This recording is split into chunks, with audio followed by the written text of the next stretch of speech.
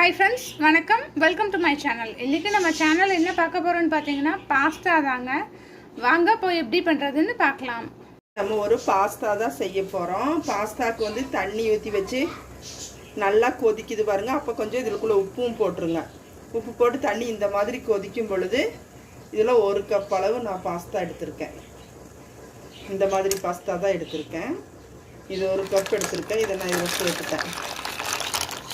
இது நல்லா வேக வைக்கணும். ஒரு 10-15 நிமிஷம் போல இது வேகணும். கொஞ்சமா வேகும் பொழுது கொஞ்சமா நான் இதுக்குள்ள ஆயில் சேர்த்துக்கிறேன். இப்போ கொஞ்சம் சாஃப்ட்டா இருக்கும்.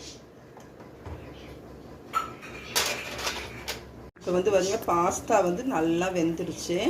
இதை நம்ம ஒரு பாத்திரத்தில் வடித்து வச்சுக்குவோம். நல்லா எடுத்து போட்டு நம்ம வடிச்சுக்குவோம்.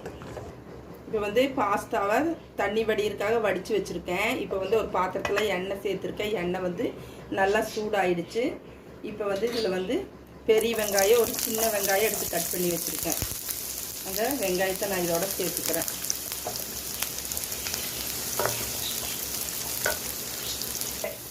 இது கூட கொஞ்சமாக இஞ்சி பூண்டு பேஸ்ட்டு,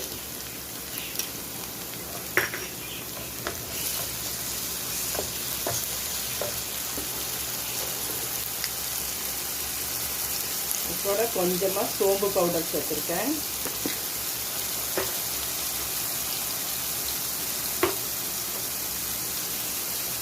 இது கூட கொஞ்சம் சீரக பவுடர்,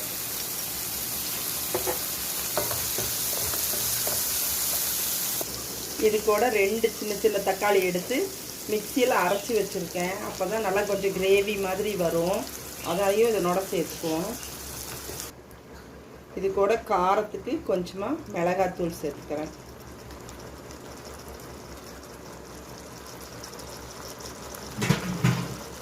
கொஞ்சம் மஞ்சள் தூள் சேர்த்துருக்கேன். தேவைக்கேற்ப உப்பு நீங்கள் பார்த்து நீங்கள் உப்பு மட்டும் உங்கள் டேஸ்ட்டுக்கு சேர்த்துக்கோங்க. காரம் உப்பு மட்டும் நீங்கள் சேர்த்துக்கோங்க.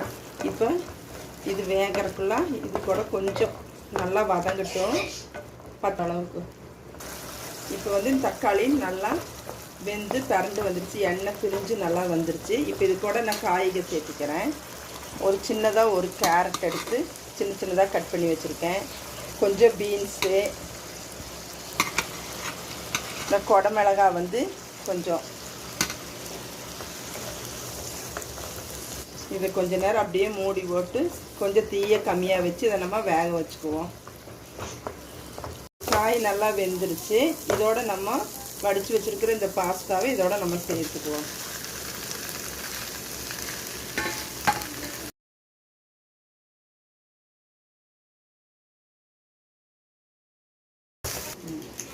ப்ரெட்டை வந்து எண்ணெயில் அப்படியே பொரிச்சு வச்சுருக்கேன். இந்த பொரிச்ச ப்ரெட்டை நம்ம இந்த பாஸ்தாவோட சேர்த்துக்கலாம். கட் பண்ணி சேர்த்துக்கலாம். சின்ன இதை கட் பண்ணிட்டு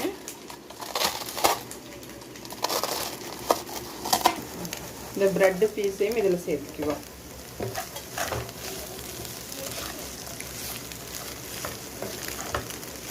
இப்போ இதனோட மல்லி இலைகளை சேர்த்துக்கலாம்.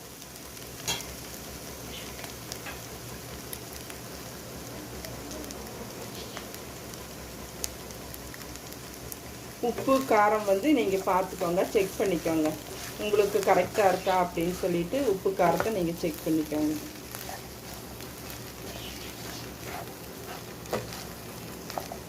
இது வந்து தக்காளி நான் கொஞ்சம் புளிப்பாக இருக்கணும். அதுக்கு வேண்டி நான் தான் சின்னதாக 2 தக்காளி சேர்த்துருக்கேன். அது கூட இப்போ நான் கொஞ்சம் தயிர் சேர்க்க போகிறேன். தயிர் இல்லைன்னா நீங்கள் லெமன் கூட சேர்த்துக்கலாம்.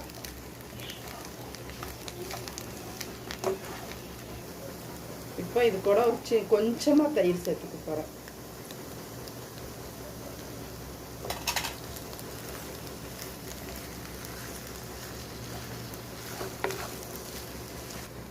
கொஞ்சமாக லாஸ்ட்டாக கொஞ்சம் ஆயில் சேர்த்துக்கோங்க. அப்போ கொஞ்சம் ட்ரையாக இருக்காது, கொஞ்சம் நல்லா இருக்கும் சாப்பிட்றதுக்கு. இப்போ கொஞ்சம் பெப்பர் தூள் சேர்த்துக்கோங்க.